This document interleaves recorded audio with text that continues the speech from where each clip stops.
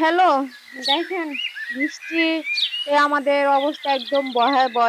এখন বৃষ্টির কারণে চারিদিকে চতুর্পাশে পানি উঠে গেছে গা। এখন রাঁধতে খুবই কষ্ট হইতাছে। তাই আমরা ছাদের উপরে রান্না রান্না করতেছি। দেখেন ভাই, আমাদের নিচতলা পানি উঠে গেছে গা। এখন রাঁধতে আমাদের অসুবিধা হইতাছে।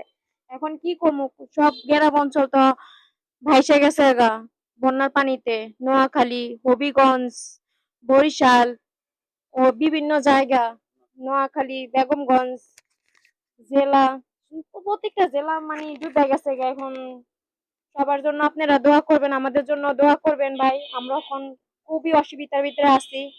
কি করবো বুঝতে পারতেছি না। আমাদের নেস্তলা পানি উঠে গেছে গা, অনেক অনেক পানি। কি করবো, তখন উপরে রান্না করতেছে। সরকারের কাছে আমাদের একটাই অনুরোধ, সরকারের যাতে আমাদের জন্য যেন কিছু করতে পারে, যে একটাই অনুরোধ সরকারের কাছে আমাদের। আর প্রত্যেকটা জায়গায় আরো সুইট গেট বসানোর প্রয়োজন আছে, যাতে আরো দেশবাসী আরো ভালো হয় আর কি। এই মহিলা বলতে চেয়েছে যে ফারাক্কাবাদের সামনে, ভারতের ফারাক্কাবাদের সামনে আরেকটা ফারাক্কাবাদ বসানো হোক বাংলাদেশের উপর।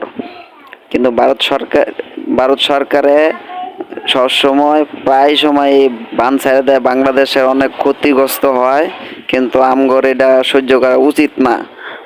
আমাদের বাংলাদেশ সরকারের কাছে এটাই অনুরোধ করলাম যে ফারাক্কাবাদ আরেকটা বসানো হোক বাংলাদেশের ভিতর, ভারতের ফারাক্কাবাদের সামনে আরেকটা ফারাক্কাবাদ বসানো হোক বাংলাদেশের ভিতর। আপনারা সবাই একমত থাকলে ভিডিওটা শেয়ার করে দেশের সবার কাছে প্রচার করুন।